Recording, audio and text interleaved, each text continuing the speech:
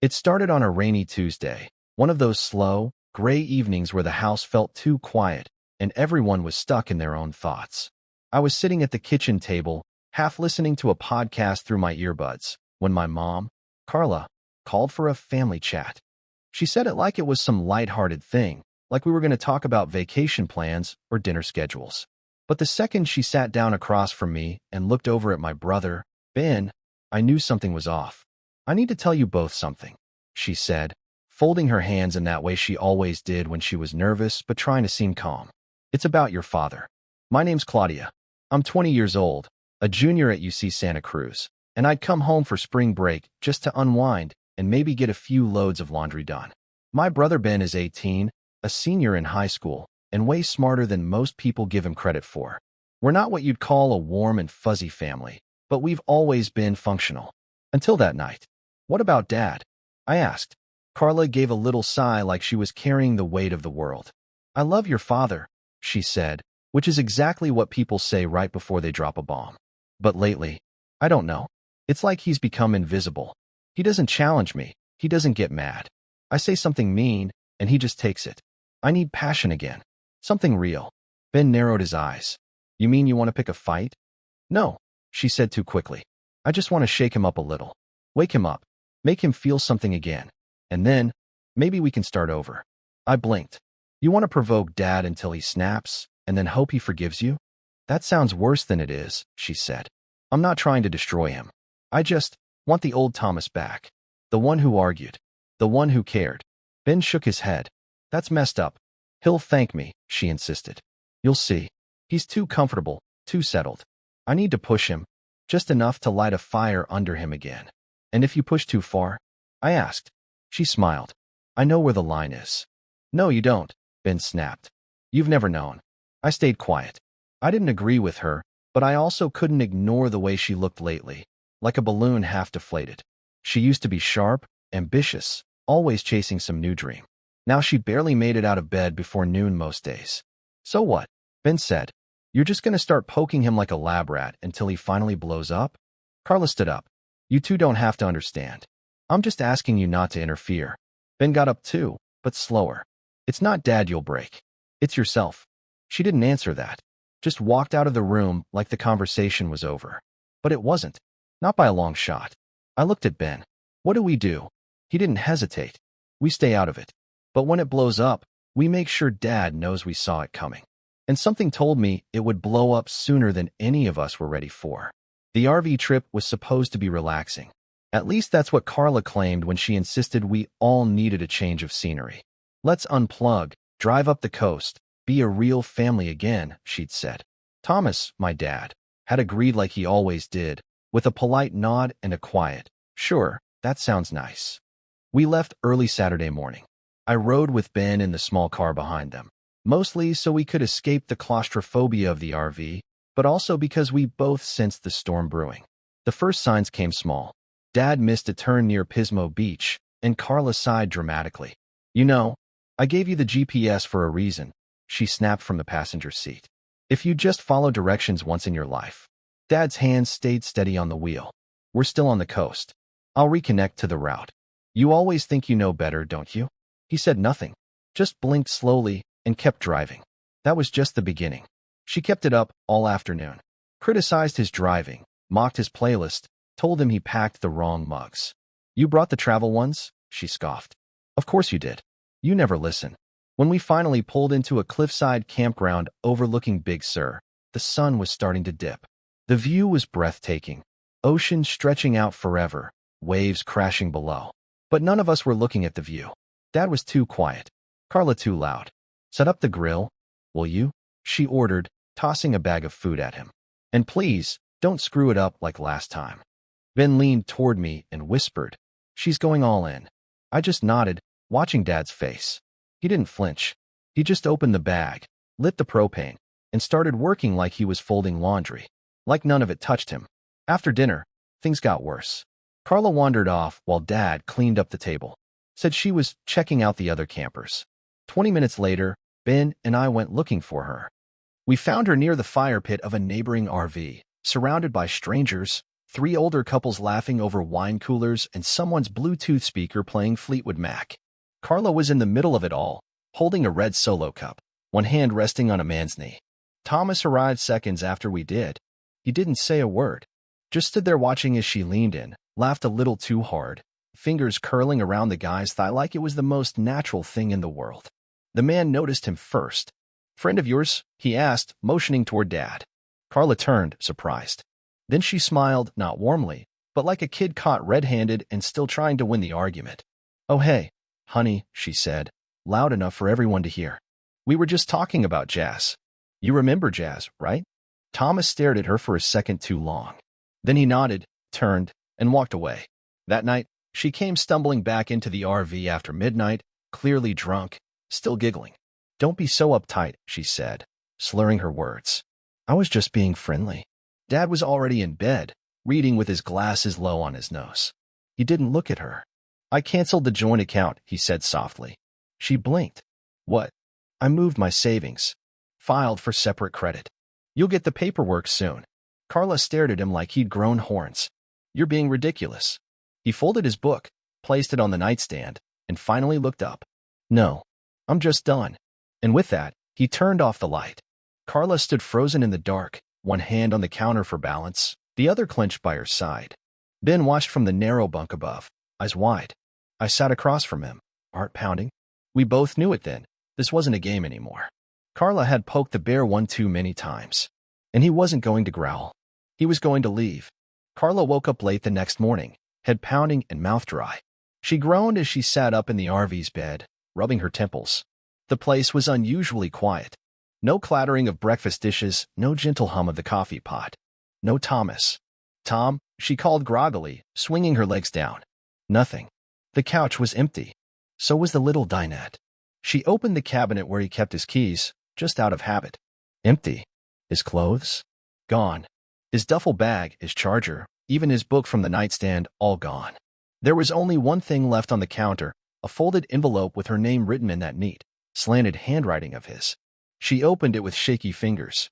No anger. No dramatics. Just a short note written in blue ink. "Carla, I left you the car and the RV. The cards under your name still work. I've moved my accounts and filed a change of address. This is goodbye. Thomas." She read it 3 times before her hand dropped to her lap. He wasn't mad. He wasn't bitter. He was just done. For the first time in years, she couldn't control the story. Couldn't argue or charm or guilt her way out. Thomas had slipped out of her hands like sand. And now he wasn't coming back. Her phone was on the armrest. Dead. She plugged it in and paced, waiting for it to come back to life. When it did, there were no texts from him. Just a notification. A calendar event had been removed. Their anniversary. She called Claudia first. "Claudia," he left, she said, not bothering with pleasantries. "I know," Claudia replied, her voice flat. "He told me yesterday." Carla blinked. "Wait, he talked to you?" "Briefly. He said he'd let you explain." "Explain what?" Carla asked, even though she already knew. There was silence on the line. Then Claudia said, "You know what's funny? I almost backed you up. I thought maybe you were right. That maybe poking him would wake something up. But it didn't wake him up, Mom. It pushed him away." "Don't do this," Carla whispered. "You did it," Claudia said. "Ben saw you with that guy at the fire pit. He wanted to go over there and drag you away. I told him not to. I didn't do anything. You were sitting on another man's knee," Claudia snapped. "You think that's nothing?" Carla swallowed the lump rising in her throat. "Where's Ben?" "He doesn't want to talk to you right now. But you should call him." Claudia hung up. Carla stared at her phone for a full minute before dialing Ben. He didn't pick up. Not the first time, not the second. On the 3rd try, she got his voicemail. "Ben," she started, trying to steady her voice, "please don't shut me out. It's not what it looks like. Your dad he always shuts down." And I thought, she paused. Even she didn't believe it. "I messed up. Okay? Just call me. Please." Meanwhile, Thomas was in a different world. He'd driven through the night after leaving the campground, stopping only once for gas and coffee. By sunrise, he was unpacking boxes in a furnished 1-bedroom apartment on the edge of a quiet town about 2 hours from home.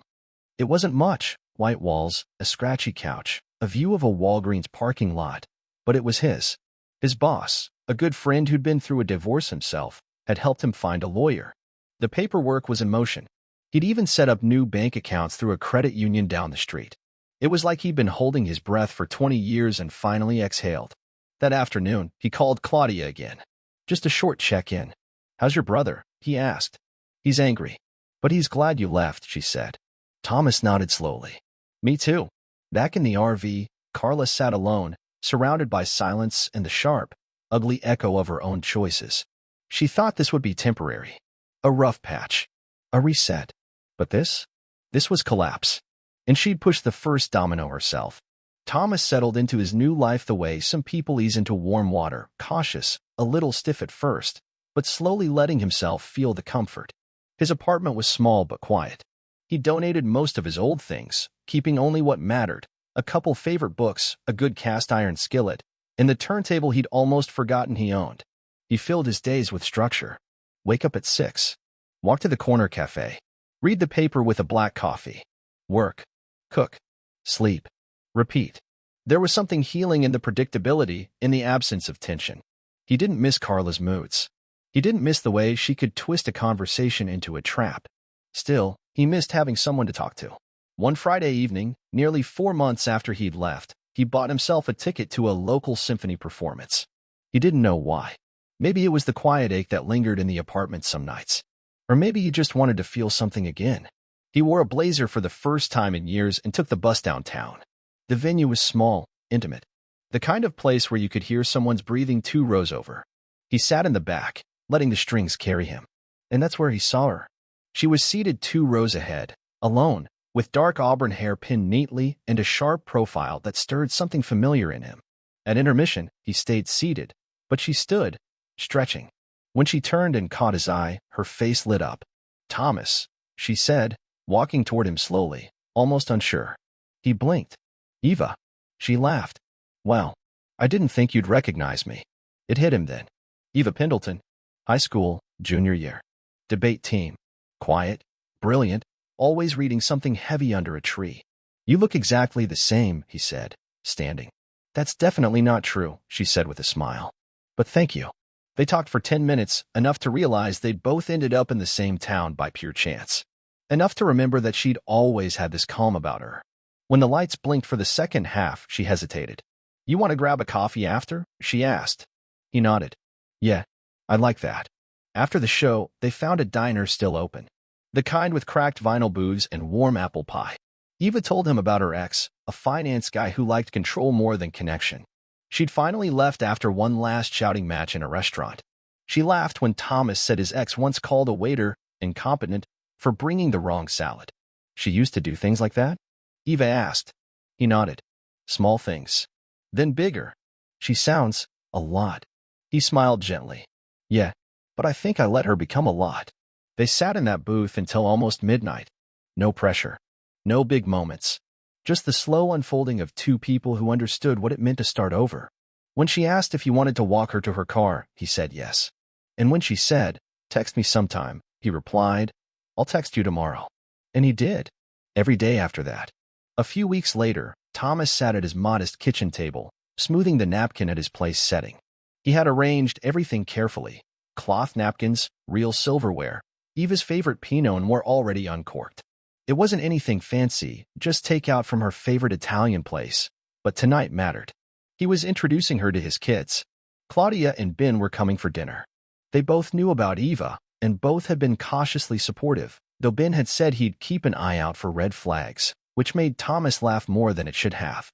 It was the first time since the divorce that he felt like maybe, just maybe, things were aligning again. Eva showed up right on time, smiling in that quiet way of hers, wearing a soft gray cardigan and carrying a small box of cannoli. "Peace offering," she said, "in case your kids hate me." "They won't," Thomas replied. "They know how to spot a good person." She kissed his cheek, and he felt lighter just from the gesture. Claudia and Ben arrived a few minutes later. Introductions were smooth. Ben cracked a joke about Thomas actually dating someone younger than him, and Claudia gave Eva a once-over before nodding, apparently satisfied. For an hour, things were perfect. Until the front door opened. Everyone turned. And there she was. Carla. She looked the same, effortless, entitled, dressed like she'd stepped out of a catalog and knew it. Her eyes flicked over the room, landing first on Thomas, then Eva, then the wine glasses. "Oh," she said, voice syrupy and loud. "I didn't realize this was a party." Thomas stood slowly. "What are you doing here?" "I was in the neighborhood," she said, brushing past him like she owned the place. "I thought I'd drop off those papers you forgot to sign. But I see you've moved on." She gave Eva a long, condescending smile. "And you must be the new companion." Eva stood to greet her, ever polite. "Hi, I'm Eva." Carla's smile didn't reach her eyes. "Eva," she repeated. "What a sweet name. You look familiar." Thomas's stomach dropped. Eva tilted her head. "I don't think we've met." "Oh, I'm sure we have," Carla said lightly. "Weren't you involved with the Ashcroft Foundation a few years ago? My company sponsored their gala. I think you were the one who had a bit of a situation with a married board member." Eva stiffened. "Excuse me." Carla laughed. "Sorry. I must be thinking of someone else." Then stood abruptly. "Mom. Seriously." Carla turned on the charm. "What?" "I'm just making conversation." Eva looked at Thomas, confused, hurt flickering in her expression. "I think maybe I should go." "Eva, don't," Thomas said quickly. "She's lying." Carla gave a little shrug. "I just think people deserve to know the full picture." Thomas walked to the door and opened it. "Get out." Carla raised her eyebrows. "Oh, don't be dramatic." Claudia stood. He said, "Get out." Carla's expression darkened, but she didn't argue. She stepped past Thomas and paused just outside. "Just be careful, Thomas," she said softly. "Some people aren't who they pretend to be." And then she was gone. The damage, however, stayed. Eva gathered her coat slowly. Her face was pale, her hands shaking slightly. "I'm sorry," she said, voice barely above a whisper. I didn't expect." "You don't have to explain anything," Thomas said. But she wouldn't meet his eyes. "I need some time. I don't do drama well." He watched helplessly as she walked out into the night. Claudia touched his arm gently. "She's scared." "That's not on you." But Thomas didn't answer. He just sat back down at the table, staring at the half-eaten plates, at the napkins folded so carefully, now useless. She was gone. And Carla had taken something from him again.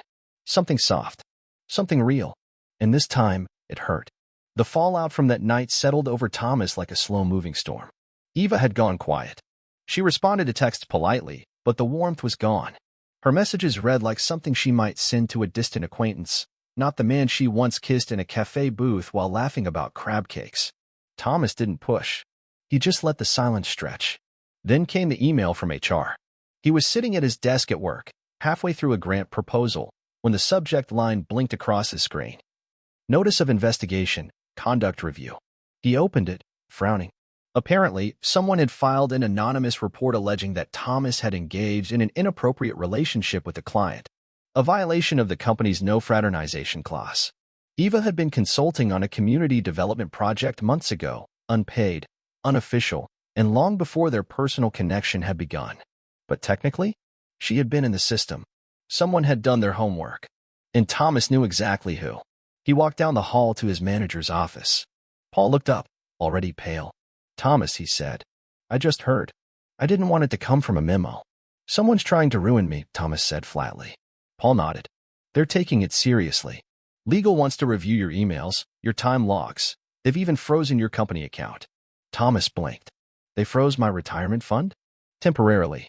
It's standard procedure." Standard. Like being blindsided was normal.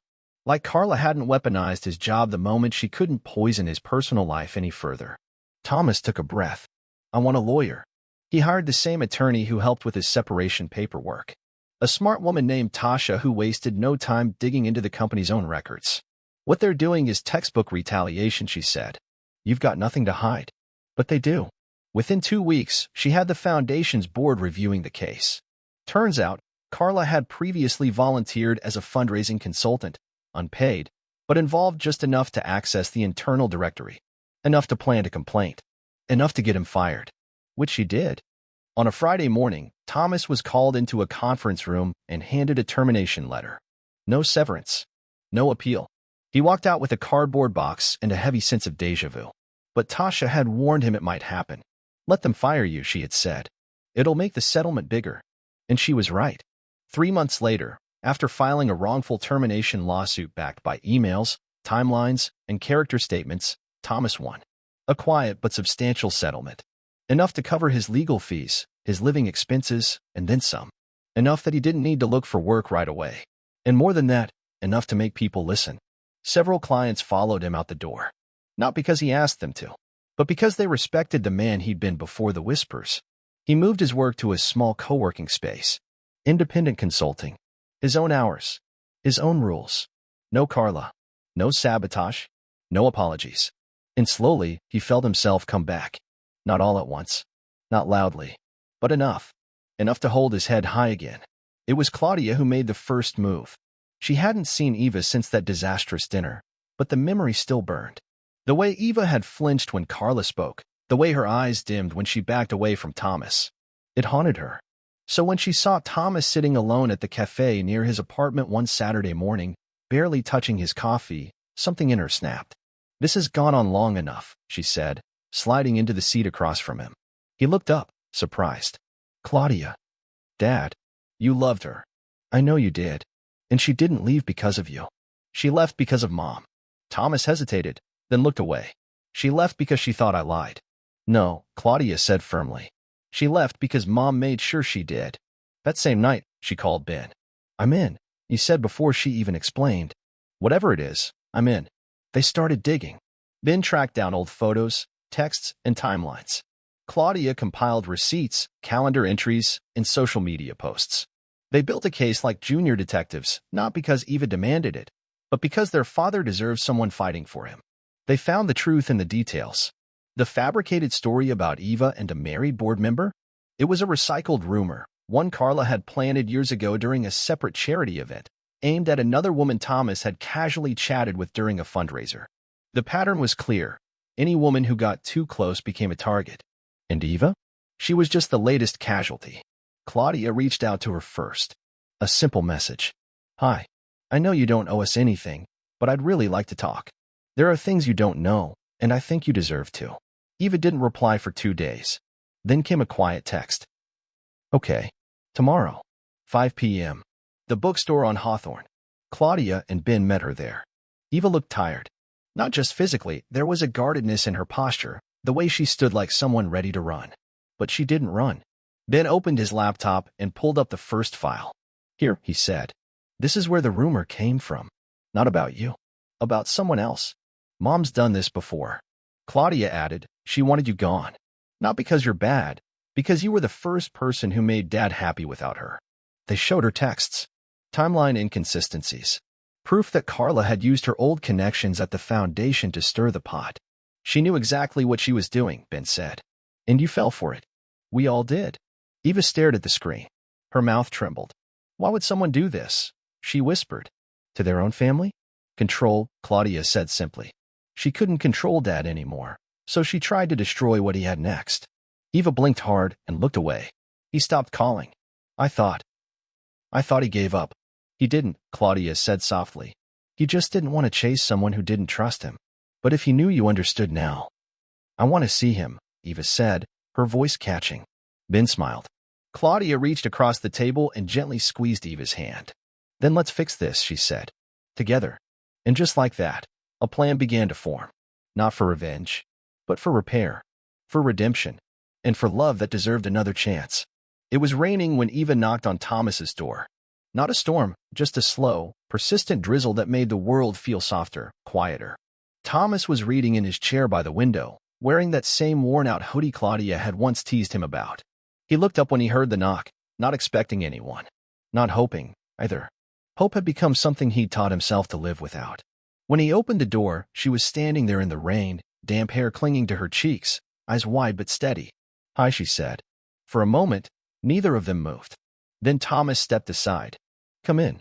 Eva walked in slowly, taking in the room, the neat stack of books on the coffee table, the framed photo of Claudia and Ben on the shelf, the faint smell of lemon tea. It felt lived in. It felt like him. She turned to face him. "I owe you an apology." "No, you don't," Thomas said gently. "Yes, I do," she insisted. "I should have trusted you. I should have known better than to listen to her." He studied her for a long moment. "Why now?" "Your kids," she said, her voice catching. "They came to me. They showed me everything. Carla's lies, the rumors, the way she's done this before." Thomas closed his eyes for a beat. Eva stepped closer. I thought you disappeared because you stopped caring. But I get it now. You were just tired of being punished for caring too much. He looked at her. Really looked. I never stopped, he said. She nodded. I know. That's why I'm here. He didn't move right away. But when he reached for her hand, it was like the world exhaled around them. No grand speeches.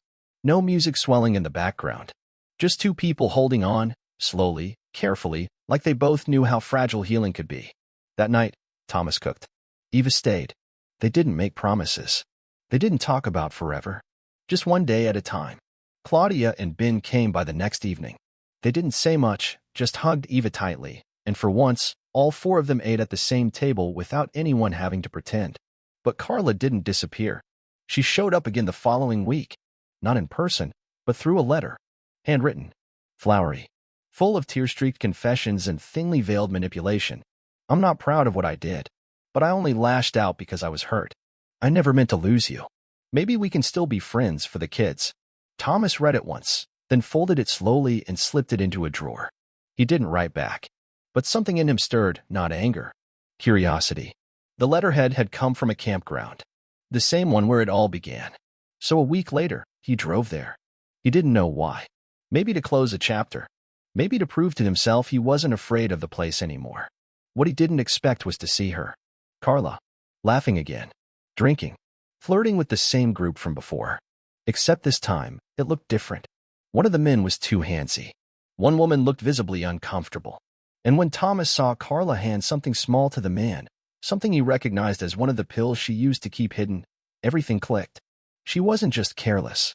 She was dangerous. He followed the woman discreetly when she excused herself, heading down a path behind the campsite. That's when it happened. Carla's friend followed, grabbing the woman's arm. Thomas stepped in without thinking. Let go of her, he said. The man turned. Smirked. This isn't your business, old man. But Thomas stood his ground. When the man lunged, Thomas ducked, old reflexes he didn't know he had, and managed to shove the guy off the path. But another man came from behind, knife glinting in the dark. Thomas turned too late. The blade caught him in the side. He went down, hard. But the woman was already calling for help. Someone else screamed. Campers poured out of tents. The cops arrived 10 minutes later. The men were arrested. Carla, too, for supplying the pills and lying to investigators. As Thomas lay on a stretcher, blood seeping through his shirt, he looked up at the dark sky above the treetops and smiled faintly. He hadn't come looking for justice. But somehow he found it. And this time, Carla wouldn't talk her way out. He had bled for her. Now she'd finally face the damage she caused. The hospital room was quiet except for the soft hum of the monitors and the slow drip of Thomas's four. He lay still, propped against a stack of stiff pillows, a thick bandage across his right side where the blade had gone in. The worst was over, the surgeon said so. No major organs hit. Just muscle. Painful, but recoverable. What they didn't account for was the ache that wasn't physical. Carla's arrest had made the local news. Campground altercation leads to drug arrest. She wasn't mentioned by name, but Thomas knew the truth. So did the cops, who found enough on her and her friends to file real charges this time. Her mask had finally slipped, and not even Claudia or Ben tried to excuse her anymore. Still, the wound she left in Thomas's life wasn't just about what happened that night. It was 20 years of being dismissed, ignored, manipulated. And now, as he rested in the sterile calm of a hospital bed, he realized he was finally free. Not just from Carla's reach, but from the person he had been around her. Eva arrived on the second day. She slipped in wearing jeans and a soft sweatshirt, hair tied back, no makeup. She brought homemade soup in a thermos and a small bouquet of sunflowers that barely fit on the windowsill. You look better than I expected, she said, smiling gently. I feel like I got hit by a small car, Thomas replied. But thank you. She sat beside him, took his hand. There were no grand declarations, no questions about the future. Just the quiet, familiar comfort of someone who chose to stay. That night, Carla requested a meeting through her lawyer, of course. Not alone. Not private. With a counselor present. Thomas didn't want to go. But Eva gently squeezed his hand and said, if you're ready, then go. Not for her. For you. So he went. The counselor's office was sterile and beige, with tissues on every surface like someone expected an emotional collapse. Carla sat across from him, thinner than usual, but not remorseful. Her voice was soft, her hands folded neatly in her lap. I made mistakes, she began. But you weren't perfect either. You shut me out long before I ever crossed the line. Thomas let her talk. Let her spin her justifications into a neat little narrative. Then, calmly, he reached into his coat pocket and pulled out his phone. I want to play you something, he said. He tapped the screen. The audio began. A recording, muffled, but clear. You don't really think I loved him, do you? I mean, come on. I stayed because I could do whatever I wanted and he'd just sit there and take it. The guy's a vacuum. He just sucks up your guilt until you don't feel it anymore. Voices. Laughter. Carla's so-called friends, the same ones now facing felony charges. Carla's face went rigid. The counselor glanced between them, unsure. Thomas stopped the playback. I'm not here for your apology, he said quietly. I'm here to say it's over. For good. Whatever grip you had on me, emotional, legal, whatever, it's gone. Carla didn't speak. I'm with someone now, he continued. And I won't let your shadow follow me into that future. She looked like she might protest. But he was already on his feet. Goodbye, Carla. He left the room without looking back. 2 days later, discharged and bandaged, Thomas returned home to find Claudia and Ben waiting with takeout and a movie. Eva arrived shortly after, carrying extra blankets and a sarcastic smile. You still owe me that second dinner, she said. I almost got stabbed delivering it, he replied. She kissed his forehead. Then next time, let me cook. They laughed. And for the first time in decades, the laughter didn't feel like a cover.